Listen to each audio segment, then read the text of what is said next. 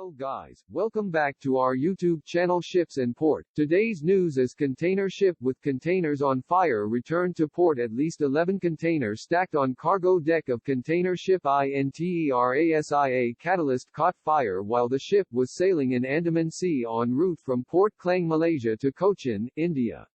According to track, fire, most probably, started early in the morning April 5. The ship turned back and headed for Port Klang in the afternoon same day, reaching Port Klang in the morning April 7.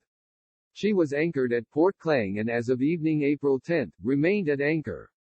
As of 11:40 UTC April 10, firefighting is probably still underway, with at least one tug at INTERASIA Catalyst side, or maybe it's an aftermath after fire.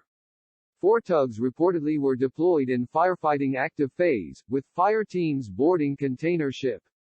Understood some 35 were affected, extent of damages unknown. Container ship INTERASIA Catalyst, EMO 9,439,711, DWT 50,595, capacity 4,253 TEU, built 2009, flag Singapore.